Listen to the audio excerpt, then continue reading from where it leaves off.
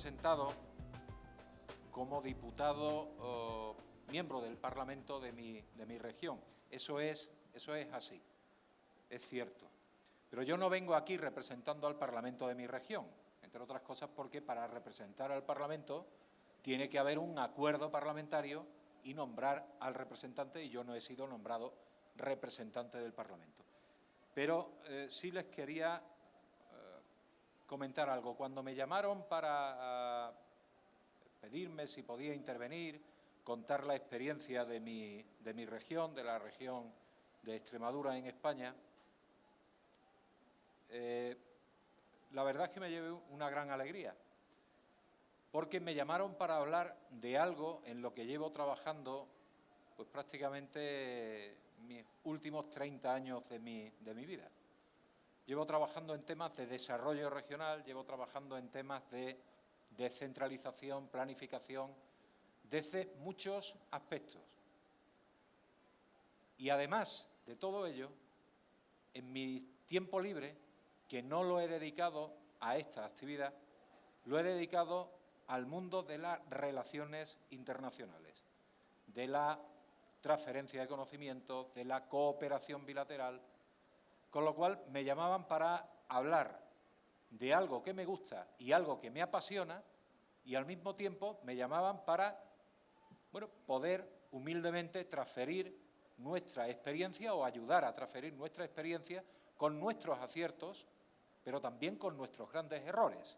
Pues yo creo que se aprende tanto del acierto como del error. Miren, yo me he dedicado, como les digo, 30 años de mi vida. Ahora soy político, ahora soy parlamentario. Hasta hace unos años mi actividad pública iba por otro lado, iba por la actividad sindical. Yo era sindicalista, esa cosa tan fea que todo el mundo critica. Yo era sindicalista, era el secretario general del principal sindicato de mi región, pero siempre, tanto en mi actividad sindical, trabajo internacional en Bruselas, en la Confederación Europea de Sindicatos, en el Comité Económico Social Europeo, colaborando en poner en marcha actividades en países europeos, actividades relacionadas con el diálogo social. Siempre esa actividad estuvo relacionada con el desarrollo, con el crecimiento del empleo, con el crecimiento económico y con la actividad internacional.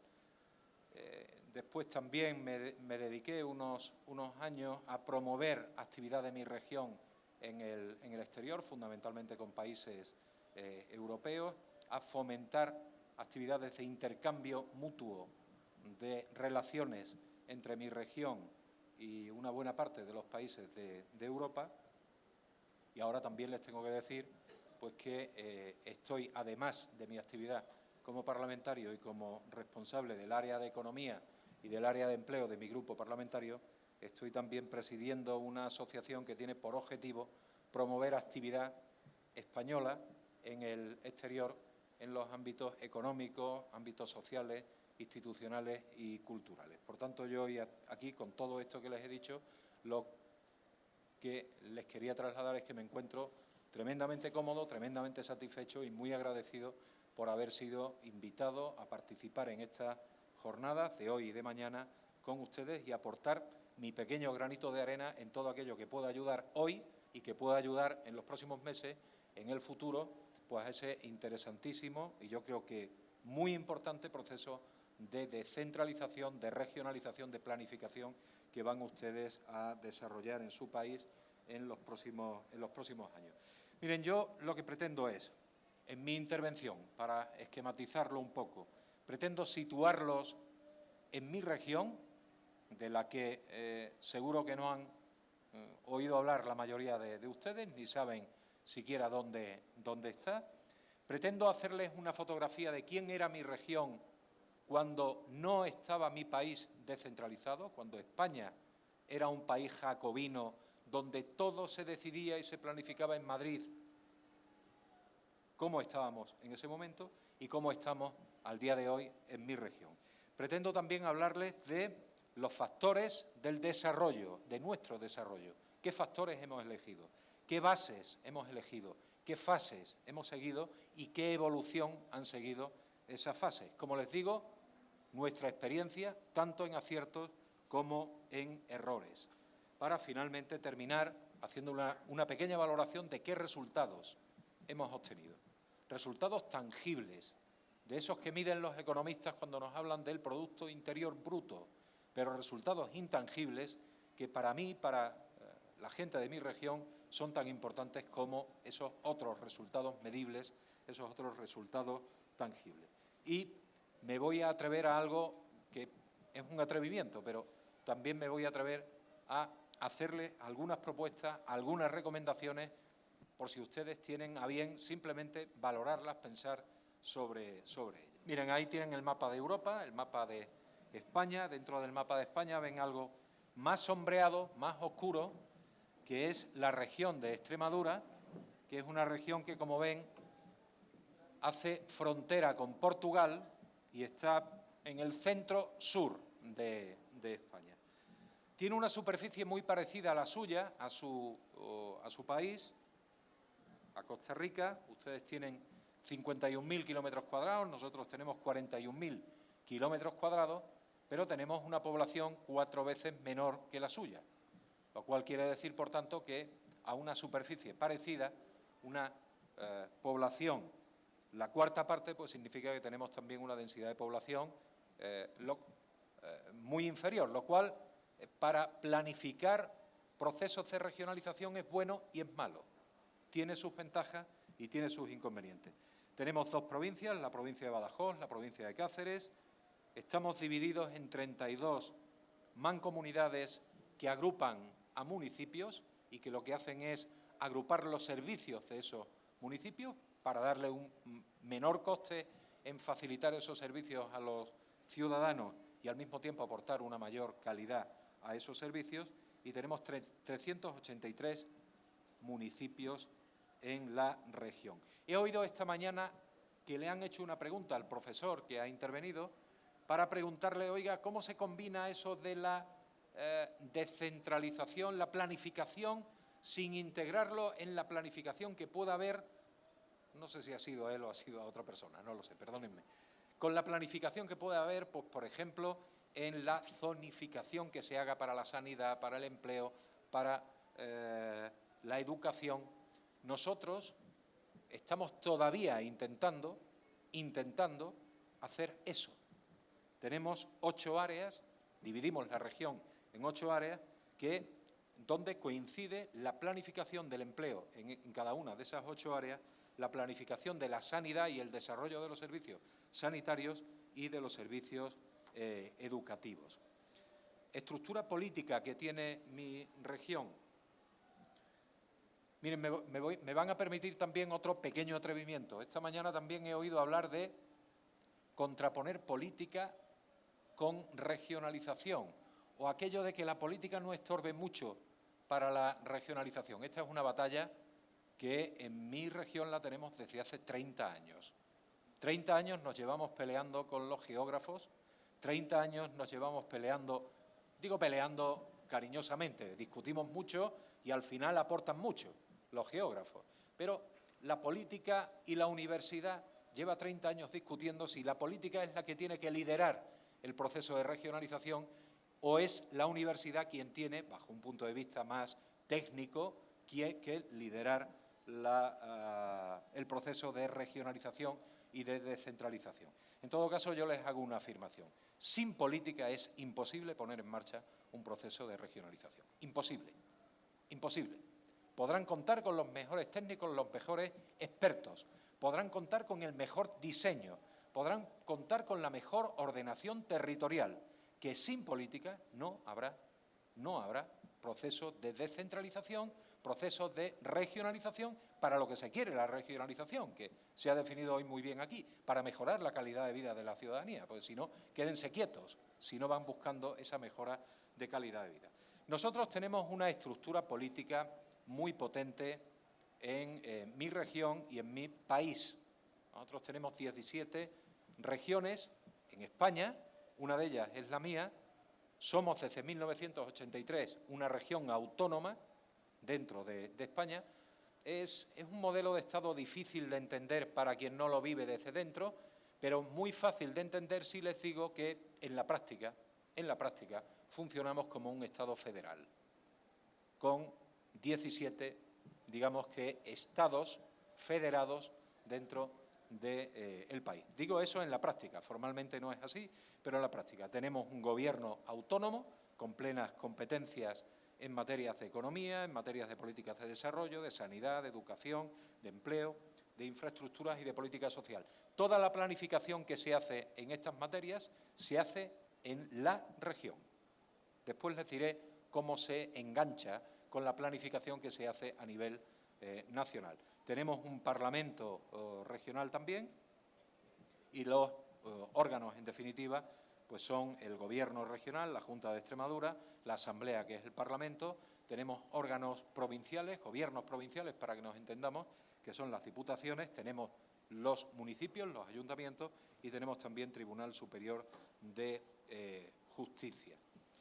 Miren, los hándicaps que definía para Costa Rica la señora Muñoz Bonilla hace un rato eran exactamente los mismos que teníamos nosotros en Extremadura en el año 1980. Todas esas dificultades que han definido aquí, en Costa Rica, en este momento, los teníamos nosotros en ese año. Nosotros, como les he dicho, en el año 80, principios de los 80, España era un país centralizado, jacobino. No se decidía nada que no fuera en Madrid. Para hacer una carretera de 4 kilómetros de extensión, de longitud, que uniera dos pueblos de Extremadura, eso se decidía en Madrid, se aprobaba en Madrid, se financiaba desde Madrid, se planificaba desde Madrid, y si la obra era un poquito grande, se diseñaba también en Madrid bajo un punto de vista técnico. Fue en esa época cuando pusimos en marcha el proceso de regionalización, de descentralización administrativa y política en España. Simplemente 4 fotografías de quiénes éramos en 1986. Extremadura era la región más pobre de España, pero no les voy a decir que fuera la región más pobre de España. Extremadura era en aquel momento una región subdesarrollada. No tenía ningún tipo de comparativa con cualquier otra región, bueno, con alguna región europea sí, pero con la media de las regiones europeas no nos parecíamos en nada, estábamos distanciados en todo. Nuestro PIB per cápita, por ejemplo, era el 55%, la mitad del PIB per cápita de España en aquella época. Teníamos pocas empresas y raquíticas, empresas de 1, de 2, de 3, de 4 trabajadores, no más. Teníamos un nivel de ocupación, trabajadores y personas, hombres, mujeres, más hombres, bastantes más hombres que mujeres trabajando. En aquel momento teníamos 263.000 personas para una población de 1.100.000 habitantes, y teníamos una renta familiar disponible que no llegaba al 70% de la media española. Éramos pobres, sin capacidad ninguna de planificar, sin recursos propios sobre los que pudiéramos decidir. Sí teníamos potencialidades, sí teníamos cosas que se podían desarrollar, pero nuestra experiencia nos decía que no por mala voluntad. Yo no voy a acusar aquí para nada al gobierno central, al gobierno nacional de mi país de entonces, que tuviera una vocación de obstaculizar, de perjudicar, de dañar. No tenía esa voluntad, pero era una estructura que impedía, la estructura que teníamos en España, impedía desarrollarse el potencial que cada región, que cada comunidad podía tener. ¿Quiénes somos hoy? Les he puesto ahí una serie de datos del año 2010. Nuestro PIB per cápita ya es el 72% del PIB per cápita español. Y no sé si saben, pero se lo digo yo, España ha estado creciendo por encima de lo que ha crecido Europa en estos últimos 25 años. El nivel de crecimiento económico español ha estado muy por encima de la media del crecimiento económico europeo, y el nivel de crecimiento económico de Extremadura ha estado por encima del nivel de crecimiento económico de España. Por primera vez en la historia de Extremadura. Por primera vez ha pasado eso. En empresas hemos incrementado prácticamente en un 50% el número de nuestras empresas, que han ganado en número, han ganado en tamaño y han ganado en competitividad. La ocupación también se ha incrementado de manera importante. Hemos pasado de 263.000 personas trabajando, personas ocupadas, no estoy contando a las personas que están en situación de desempleo, a 382.000. Y la renta familiar disponible en términos de paridad de poder de compra, es decir, en términos de calidad de vida, hemos pasado de ese 68% del que arrancamos a un 92,7, 93% de la media española. Nosotros tuvimos un presidente regional que le gustaba utilizar un símil.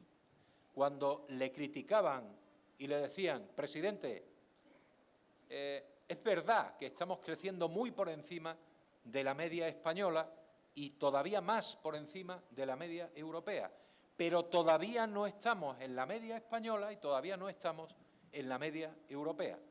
Y él utilizaba un símil que quiero compartirlo con ustedes para que entiendan qué ha pasado en mi región. Él decía, en 1983 empezamos una carrera de Fórmula 1. Extremadura arrancó con 5 vueltas de diferencia para atrás. Cuando los demás llevaban dando ya 5 vueltas, nosotros no habíamos arrancado todavía. Nos pusimos en marcha y hoy ya estamos a media vuelta de la cabeza. Esa es la situación y eso es, de manera muy gráfica, lo que ha significado la regionalización para mi región. También les contaré cosas negativas, no todo ha sido positivo. Bueno, aquí tienen también algún dato de cómo ha evolucionado la estructura productiva regional. En el año 1983 éramos prácticamente agricultura. Se ve en el Producto Interior Bruto, pero más se veía todavía en la mano de obra. Había un volumen de mano de obra enorme dedicado a la agricultura. La agricultura aportaba una parte sustancial de nuestro Producto Interior Bruto, la energía, la industria, la construcción. ¿Qué es lo que ha cambiado en estos años? Nos hemos terciarizado. Se ha incrementado de una manera muy importante el sector servicios. La agricultura se ha reducido de manera significativa.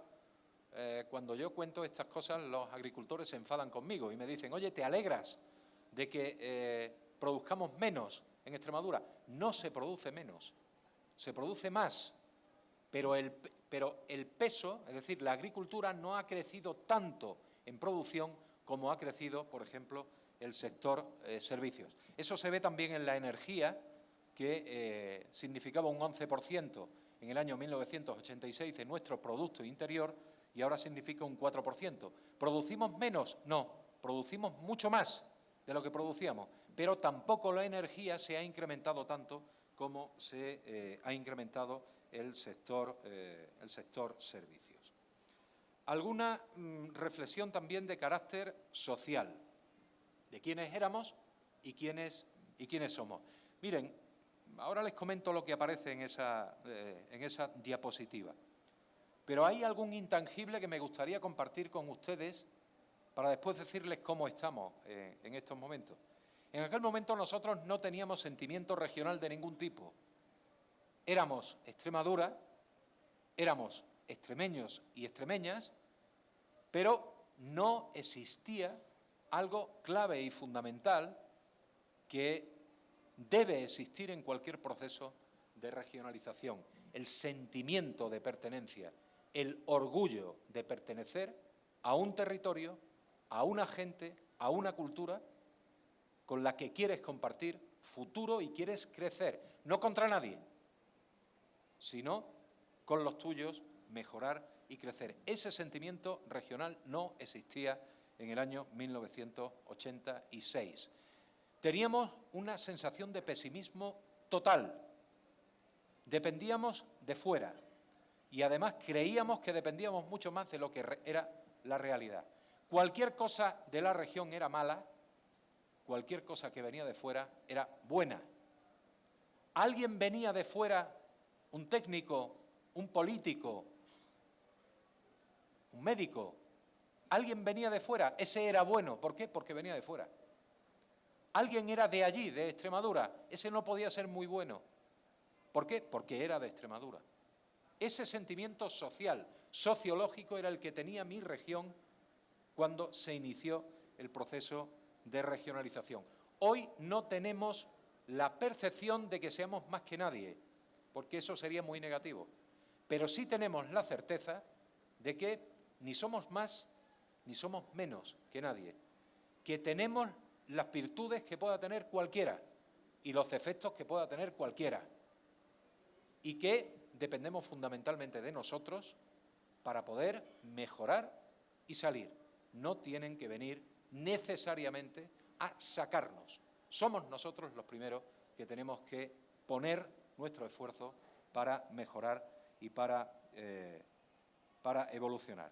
Algún ejemplo, sería larguísimo explicarle la evolución social de mi región. Algún ejemplo, en términos de comunicaciones, 17 kilómetros de autopista. Cuando hablo de autopista estoy hablando de vías de gran capacidad, con doble carril por dirección. Teníamos 17 kilómetros, hoy tenemos 980 kilómetros. Tenemos una red muy amplia, muy tupida de comunicaciones interiores. En aquel momento la universidad estaba naciendo, la Universidad de Extremadura. Hoy tenemos una universidad muy consolidada, con 24.100 alumnos, 55 titulaciones, 4 campus universitarios, una actividad muy intensa y muy seria de la Universidad de Extremadura. Estábamos en aquel momento pues muy por debajo de la tasa nacional de graduados, de graduación en secundaria. Es decir, los jóvenes que terminaban la secundaria en Extremadura porcentualmente eran 8 puntos por debajo de los que lo terminaban en España. Hoy estamos por encima de la media española en graduados en enseñanzas secundarias. Se ha incrementado muy fuertemente las dotaciones relacionadas con la educación. Ahí tienen un ejemplo, el 45% de incremento en profesores de universidad, 42% de incremento en profesores de enseñanzas primarias, enseñanzas secundarias. En sanidad, en aquel momento teníamos 4 hospitales y 380 médicos. 380 médicos, digo de pueblo, porque la estructura sanitaria que teníamos era en cada pueblo un médico. En las ciudades había varios, pero la norma general era en cada pueblo un médico. Yo en aquella época estaba casado con una médico y hacíamos la guardia los fines de semana. Cada 4 fines de semana nos tocaba una guardia. La guardia consistía en que te hacías cargo de tu pueblo y de otros 3 pueblos más. Y cuando alguien se ponía enfermo en un pueblo de al lado de los que te tocaba a ti, tenías que coger el coche, en aquel momento era una moto, una Vespa, y allí nos desplazábamos para atender a los enfermos. Teníamos 4 hospitales y un médico en cada pueblo. Hoy tenemos 8 hospitales comarcales, un hospital regional de referencia y 113 centros comarcales de salud. Hemos aglutinado en centros de salud donde tenemos médicos de medicina general, tenemos pediatras, tenemos enfermeros, tenemos diagnósticos, tenemos agrupados. Ha crecido socialmente, se ha estructurado mi región. ¿Qué hemos utilizado? Y ya entro en la parte del desarrollo. ¿Qué hemos utilizado para crecer, para desarrollarnos? Como les he dicho, la clave fundamental consiste en capacidad de planificación. Hemos tenido esa capacidad. Primero, y se lo digo además por orden, porque me gustaría invitarles a que no cayeran en el error de pensar que un proceso de planificación, de regionalización, de descentralización, hay que poner en primer lugar los recursos. Eso es lo último. Lo primero, tienen que tener capacidad, tienen que tener competencias, que alguien les reconozca el derecho de poder planificar a nivel regional, competencias. En el caso de mi región, tuvimos competencias legislativas, competencias ejecutivas que nos han venido muy bien a nosotros, a las regiones, a las 17 regiones españolas, y le han venido muy bien también al Estado español, porque hay también un debate que también les invito a que no caigan en ese debate. Regionalización para que le vaya bien a los territorios o centralización para que le vaya bien a la nación. No, eso es un falso debate. El ejemplo español es regionalización para que le vaya bien a los territorios y para que haya una aportación mayor a la nación, y la nación ha crecido más con este modelo descentralizado que con el modelo centralizado que tenía. El segundo factor de desarrollo, la planificación descentralizada, pero, ojo, coordinada. Coordinada. Nosotros tenemos varios niveles de planificación. El nivel europeo, se planifica a nivel de Europa, se planifican políticas estratégicas de crecimiento económico, de crecimiento del empleo, de cohesión social, de desarrollo territorial desde Bruselas, con participación de la Comisión Europea y del Parlamento Europeo. Eso desciende a nivel nacional a los Estados miembros, y en mi caso a España, y desciende a nivel regional, a nivel territorial. Nosotros tenemos capacidad de planificación. Lo que no tenemos capacidad, y sería una barbaridad, es de ir independiente de aquello que sean los grandes ejes del desarrollo económico y desarrollo social a nivel nacional o a nivel continental. Y un par de elementos claves que les quiero también dejar. El diálogo social. Nunca me cansaré de insistirles, aparecerá después. Esa planificación abajo arriba tiene que pasar necesariamente por la implicación de la sociedad en la estrategia. Podrán ustedes, y hoy, a lo largo del día de hoy, he oído algo en un momento que no sé si no lo he entendido bien o se ha querido decir así. Algo así como planifiquemos para las regiones. Eso es imposible. No se puede planificar desde San José para las regiones. Las regiones tienen que planificar para ellas, coordinadas con la estrategia que desde San José se marque para el conjunto del país, para el conjunto de Costa Rica. Pero tienen que ser las regiones quienes planifiquen. Y no puede ser un grupo de élite quien planifica. Tiene que haber un grupo de élite quien lidera la planificación, pero la participación social se tiene que dar en todo momento. La experiencia de mi región es una experiencia de éxito porque desde 1987 ha habido una participación total. No ha habido ni un solo gran programa de planificación o de desarrollo que no haya sido pactado entre las fuerzas políticas, las dos organizaciones sindicales y la organización empresarial de mi región. Todo el mundo tiene que hacer una cesión.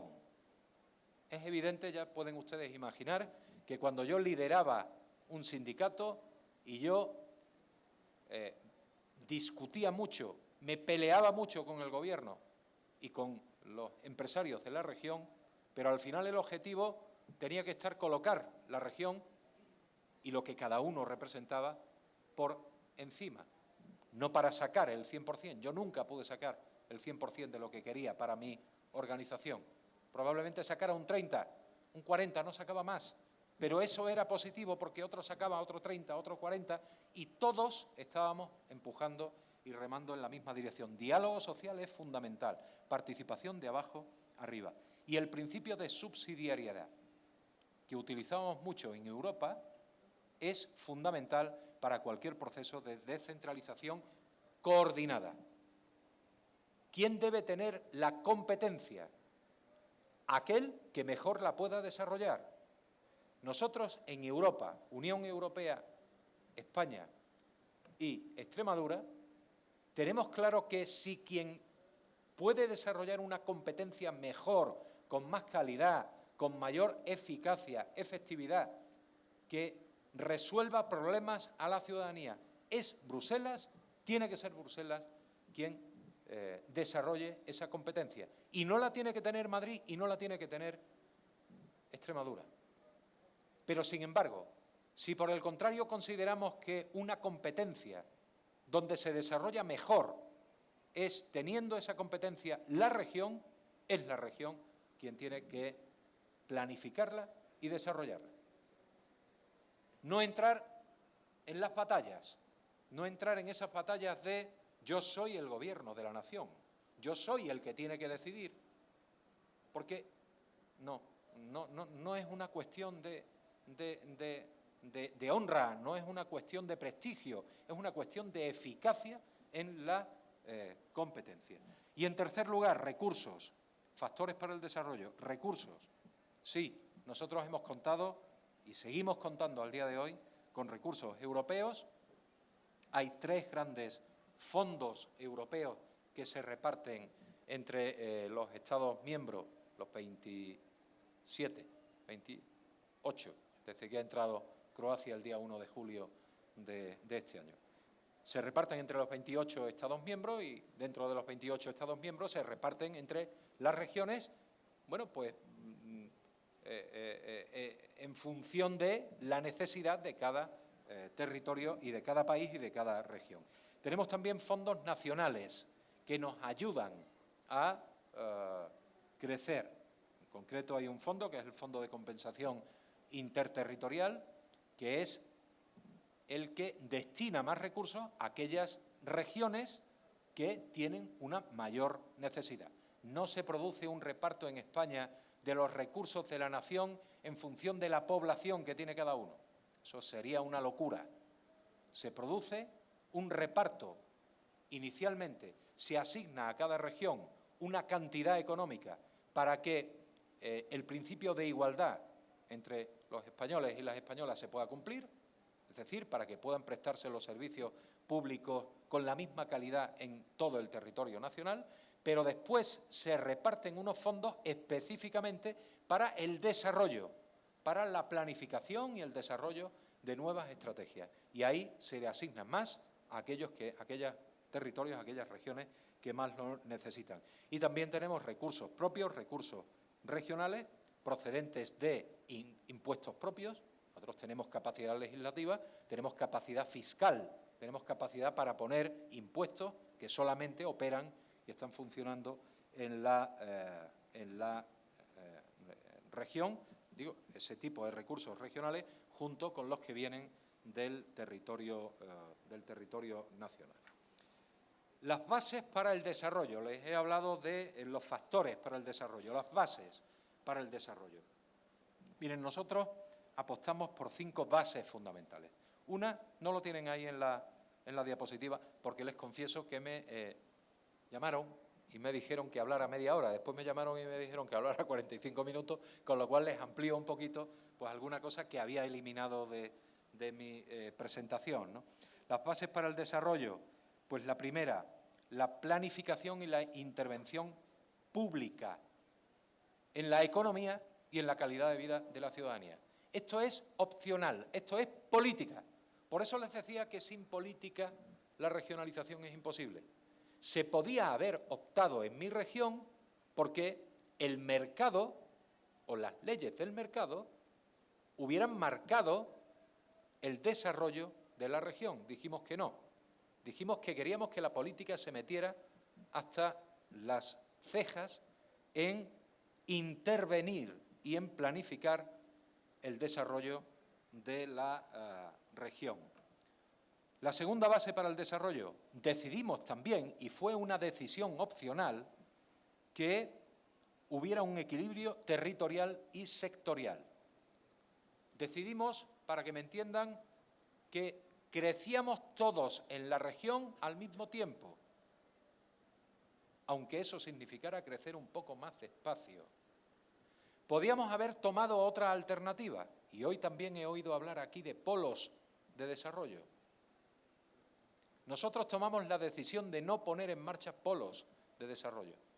Porque los polos de desarrollo dan el gran tirón del conjunto del territorio, pero desarrollan o bien sectores o bien territorios dentro de la región, y volvemos otra vez a caer en el error de cuando el Estado era centralizado. Nosotros tomamos esa decisión: equilibrio territorial y sectorial. Crecer menos, probablemente, o algo más lento, pero todos juntos. Tuvimos un fallo, lo reconozco. Tuvimos un fallo. El fallo que tuvimos es que en ese equilibrio sectorial dijimos: apostemos por todos los sectores. Y eso no puede ser. Hoy estamos modificando esa estrategia. Seguimos manteniendo el equilibrio territorial, incidiendo en el desarrollo de todas las comarcas de la región, pero estamos ya priorizando sectores específicos y hay otros sectores que los estamos abandonando. No los estamos penalizando, sino que simple y llanamente no les estamos ayudando a esos sectores porque son sectores de muy escaso impacto sobre la calidad de vida de la ciudadanía. Apostamos por la sostenibilidad medioambiental, por la sostenibilidad social y por la sostenibilidad económica. Estamos teniendo algunos problemas con la sostenibilidad económica. Apostar por un equilibrio territorial, por dar o intentar dar una misma calidad de vida a toda la ciudadanía, viva donde viva, es muy bueno socialmente, pero también caro, muy caro. Y estamos teniendo problemas para mantener servicios públicos en todas y cada una de las comarcas que integran el territorio regional. Cuarta base para el desarrollo: reivindicar recursos. Les he dicho antes, empezamos siempre por pedir los recursos y después ya decimos que no, empiecen por otras cosas, terminen por los recursos, pero no se olviden de los recursos. Reivindicar recursos, exigir recursos suficientes. Nosotros hemos tenido que montar algún lío político en España para poder conseguir los recursos que la región necesitaba. Y no me cansaré de repetir que la planificación de abajo arriba es fundamental. ¿Qué fases hemos atravesado en estos 30 años de planificación, de descentralización, de desarrollo regional? Miren, la primera fase fue la fase desde el año 1985 hasta el año 2000. Tuvimos 15 años donde lo que teníamos era que planificar servicios esenciales. Les he dicho que mi región era una región tercermundista. Una buena parte de los pueblos de mi región en el año 1985 no estaban totalmente, no sé cómo le llaman aquí, las calles asfaltadas. Bueno, sí, supongo que me entienden, ¿no? Agua, no todos tenían agua. Electricidad, muy deficiente en muchos de los pueblos. Saneamiento, prácticamente en ninguno. Depuración de aguas en saneamiento, ninguno. Nos tuvimos que dedicar durante 15 años a algo tan básico como eso, como preparar las calles, hacer carreteras, hacer polígonos industriales, conseguir agua de calidad para todos los pueblos, sanear, limpiar, preparar, hacer unas redes de telecomunicaciones que llevaran una calidad a todos los pueblos, que si una empresa quería ubicarse en un pueblo de 2.500 habitantes pudiera tener calidad en el suministro eléctrico, calidad en las telecomunicaciones y calidad en las carreteras que llegaban hasta ese pueblo. A eso nos dedicamos durante 15 años. La segunda fase, que se inició en el año 1990 y dura hasta hoy, todavía no hemos terminado, es la intervención en la creación de sistema productivo. Crear empresas directamente, utilizando la capacidad de nuestro gobierno regional para allí donde no había iniciativa privada poner en marcha empresas públicas, o ayudando al sector privado a mejorar su competitividad y, por tanto, ayudarlo a crecer ayudarlo a consolidarse, ayudarlo a mejorar la situación. La tercera fase, que se inició en el año 2000 y que todavía no se ha terminado, que hoy estamos todavía en ella, es optimizar y cualificar nuestro sistema productivo y nuestro empleo.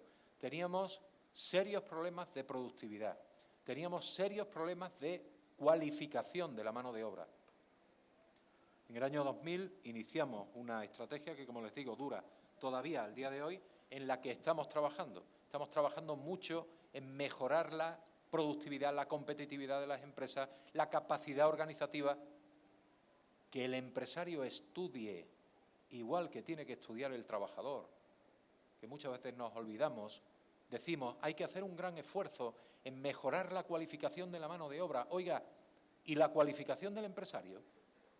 De ese empresario que tiene 15, 20, 25, 30 trabajadores, que nunca estudió procedimientos, sistemas de mejora de los procedimientos organizativos internos de la empresa. Ahí hay que hacer un gran esfuerzo también y nosotros lo estamos haciendo al día de hoy. Y la cuarta fase, que se inició hace 5 o 6 años hasta y que está en pleno desarrollo, es la puesta en marcha de nuevos sectores productivos que no existían anteriormente en la región, el impulso al I+D+I, a la investigación, desarrollo y la innovación, fundamentalmente a la innovación, y la puesta en marcha de un proceso de internacionalización económica, pero también institucional y social de mi región. Esas han sido las fases. Y nuestra experiencia, en definitiva, pues es esta que sí que ven ya aquí. En esa fase inicial, 1986-1994, la planificación era fácil, era muy fácil de hacer. Sí, teníamos que elegir dónde, pero el cómo hacerlo era tremendamente sencillo. Si saber que en un pueblo la mitad del casco urbano no estaba urbanizado, si saber que en un pueblo no había agua, ¿y cómo llevar el agua? Era tan simple como llamar a los ingenieros para que nos hicieran los proyectos y fueran adelante. Esa fue una fase inicial, simple en planificación, muy pocos recursos en esa primera fase. Contábamos en la región en torno a unos 600 millones de dólares al año, de media, tuvimos en esa época. Y la ejecución de los recursos pues fue muy mala. En esa época fue cuando empezamos a recibir dinero de Bruselas, dinero de Madrid. Había que justificarlo, había que planificar bien la utilización de ese dinero, había que hacerlo en los plazos en los que había que hacerlo, había que dedicarlo a lo que nos autorizaban a dedicarlo y había que justificar al final. Nos gastamos mucho dinero y una buena parte del dinero que nos gastamos tuvimos que devolverlo después porque lo habíamos utilizado mal, habíamos justificado mal. La siguiente fase, la del 94-2006, ya hicimos una planificación algo más complicada, más compleja. Transformación del sistema productivo, creación de infraestructuras económicas, de telecomunicaciones, electricidad, infraestructuras industriales. Mejoraron los recursos, ahí tuvimos ya una financiación media anual de unos 2.900 millones de dólares y ahí ya habíamos aprendido a ejecutar. Ahí ya habíamos aprendido tanto el Gobierno como las empresas que servían de soporte administrativo a las empresas regionales. Y ahí ya les puedo decir que la ejecución de esos fondos y de esa planificación fue una ejecución muy buena, muy buena. La fase actual en la que estamos, que está terminando, es una fase que se inicia en el año 2007. La planificación ya fue una planificación muy sofisticada, ya de simple tenía poco. Era una planificación bastante sofisticada, donde apostamos y estamos trabajando por dotar de un mayor valor añadido a la producción regional, mejorar la transformación, desarrollar nuevos sectores. Las energías renovables, por ejemplo, han sido un gran caballo de batalla de este periodo. En Extremadura el desarrollo de las energías renovables ha sido espectacular. Solamente les voy a dar un dato. El año pasado, todo el consumo regional de energía eléctrica, todo 100% suministrado desde renovables. Somos excedentarios. Nosotros producimos mucha energía.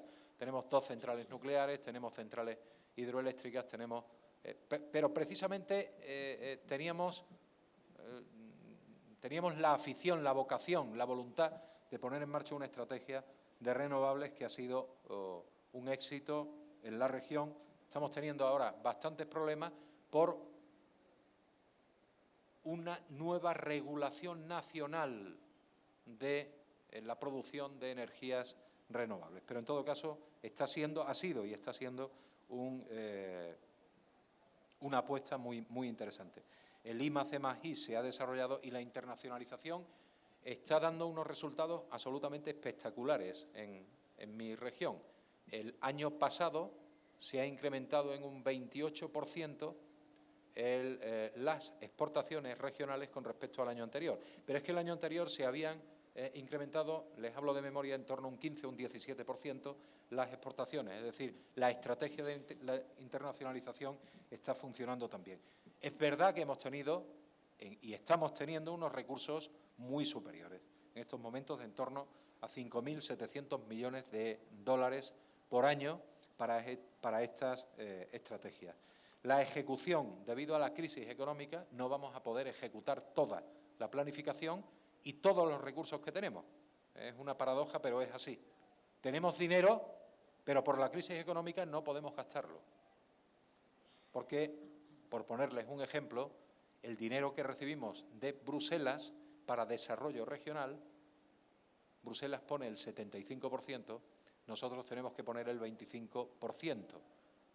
Y la crisis económica dificulta, es decir, es tanto el dinero que llega de fuera que no tenemos dinero, fondos propios para poder cofinanciar y vamos a dejar de ejecutar algunas de las planificaciones que teníamos. La nueva planificación del año 2014-2020 hemos empezado ya a planificarla.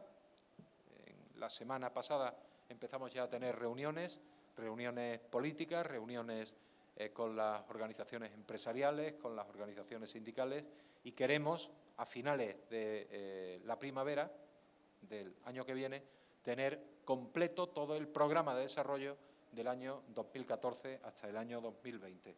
Nos tememos que los recursos económicos se van a reducir, pero tenemos la gran confianza de que vamos a poder ejecutar pues prácticamente toda la programación que vayamos a hacer ahora. Valoración que hacemos de todos estos años y de un proceso de descentralización. En términos económicos, se lo decía antes, en términos económicos la descentralización para mi región ha sido fundamental. Sin descentralización no les voy a decir que hubiéramos continuado siendo una región tercermundista, probablemente no. Estamos en Europa, estamos en España, en un país europeo.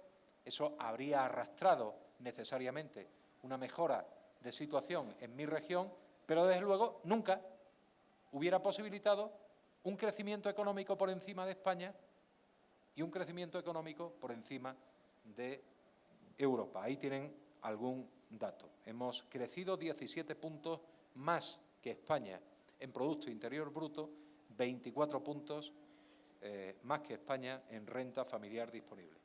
Pero hay intangibles que también son muy importantes, o algún tangible todavía.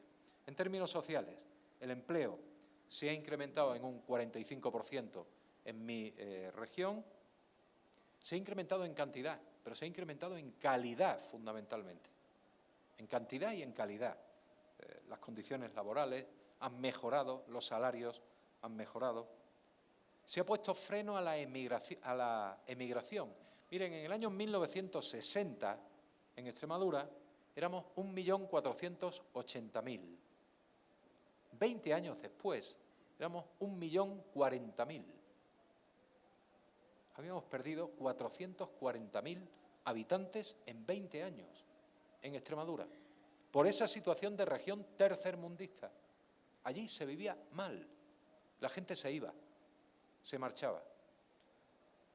Cuando se pone en marcha el proceso de descentralización y de regionalización, se frenó la emigración y ahora, aunque sea de una manera muy lenta, hemos empezado a recuperar algo de población, de 1.040.000 a 1.107.000 habitantes que tenemos en estos momentos. Se han incrementado los estándares de calidad de vida, pues como les decía, por encima de Europa y por encima de España. Pero esos otros factores de los que les hablaba antes, intangibles, el pesimismo ha desaparecido de la región. Bueno, hoy en España todo el mundo es pesimista, todo el mundo es pesimista, pero eso es el mal de la crisis económica que estamos teniendo. Pero el pesimismo regional ha desaparecido y eso es fundamental para el desarrollo. Disminuye la dependencia. Yo recuerdo en los años 80, iba algún ministro, iba algún representante europeo por la región, teníamos reuniones con ellos y llevábamos una lista de cosas que queríamos pedir. Oiga, nos hace falta una carretera en tal sitio, oiga que nos hace falta una fábrica en tal otro lado, oiga que... Teníamos espíritu de pedigüeños. Eso ha cambiado. Eso ha cambiado. Y no es que no sigamos pidiendo, pero el talante ha cambiado. Es decir, no pedimos un favor, reivindicamos recursos para nuestro propio desarrollo y para colocarnos en una situación equiparable y homologable a la media española y a la media europea. Y esa identidad regional, cultural, ese sentimiento de que somos 1.100.000 personas que tenemos que ir codo con codo, salir adelante y mejorar, se ha producido también. Voy a ir ya terminando, pues dándole algunas claves, alguna recomendación que, como les decía, humildemente les quería dar. Vuelvo a repetirles, reiterarles diálogo social, implicación de la sociedad civil en la planificación y en la ejecución. Nosotros en España tenemos para el desarrollo comarcal una metodología que la tenemos muy rodada, muy trabajada, que es la metodología LEADER, que yo sobra decirles que de todo lo que les estoy contando hoy, si en cualquier momento tienen ustedes necesidad de información, de lo que sea, pueden recurrir, les enviaré pues todo aquello que les pueda enviar. La metodología LEADER de planificación conjunta con la participación de la sociedad civil es algo que tenemos muy desarrollado en España y que yo les aconsejaría que si ponen en marcha un proceso de regionalización en Costa Rica, cuenten con ese modelo. Elijan el modelo descentralizado adecuado. Se pueden equivocar. Nosotros tenemos un modelo equivocado a 4 kilómetros de mi ciudad, de donde yo vivo. Yo vivo a 4 kilómetros de la frontera con Portugal. Portugal equivocó su modelo de desarrollo. Lo equivocó, de todas por todas. Portugal ha recibido mucho más dinero per cápita, mucho más dinero per cápita del que recibió mi país y del que recibió mi región. Y sin embargo, la evolución en desarrollo de Portugal no tiene nada que ver con la evolución del desarrollo español y, por supuesto, nada que ver con la evolución del desarrollo de mi región, de Extremadura. Portugal ha aplicado muy mal el principio de subsidiariedad, muy mal. Lo ha equivocado. En Portugal se sigue decidiendo en Lisboa. Como Bruselas le obligó a poner en marcha regiones, crearon estructuras regionales administrativas sin prácticamente capacidad de ejecución y, desde luego, sin ninguna capacidad de planificación. La planificación se hace en Lisboa, se hace en la capital del país. Se planifica para los territorios desde Lisboa y se divide el dinero, la mitad para el Gobierno de la Nación y la otra mitad para los ayuntamientos. Conclusión: el Gobierno de la Nación no tiene recursos para hacer unas políticas de desarrollo regional, no tiene dinero suficiente, y los ayuntamientos nadan en la abundancia, pero no tienen competencia para desarrollarse. Cuando en España no sabíamos qué eran las redes inalámbricas públicas, en Portugal, en el pueblo más pequeñito en el que estuvieras, pueblos de 300 habitantes, de 400 habitantes, te paseabas con un ordenador con conexión a Internet por todo el pueblo. Tenían dinero, pero el problema que tenían era que para comunicarse ese pueblo con la capital de la provincia, la carretera que tenían no permitía el tráfico de camiones, porque las competencias de infraestructura no la tenía el pueblo, la tenía Lisboa. Equivocaron su modelo. Yo les invito a que analicen muy bien qué modelo es el que quieren. Un modelo que tiene que estar muy equilibrado entre la competencia de la nación, la competencia de la región y la competencia de los municipios. Muy bien equilibrado, porque si no pueden cometer el grave error de Portugal. La clave de la cualificación. Hablar de planificación es fácil. Planificar es muy complicado, es muy difícil. Si vamos con nuestros amigos de la universidad, en la universidad la teoría de la planificación la controlan perfectamente. Yo esto es una cosa que discuto muchas veces con el catedrático de la Facultad de Geografía, un catedrático de la Facultad de Geografía de mi universidad, de la Universidad de Extremadura. Estamos siempre discutiendo con lo mismo, yo siempre digo lo mismo. Tú a los alumnos les enseñas unas teorías magníficas de planificación, pero cuando quieran nos ponemos tú y yo a planificar, porque planificar es mucho más complicado. Planificar es política, planificar es saber la gente qué necesita, qué piensa y si quiere o no quiere participar en esas estrategias. Hay que formar a los planificadores, tanto públicos como privados. Hay que formar a aquellos que participan en la planificación. Hay que crear ejes de asistencia técnica. Es una recomendación que también les hago.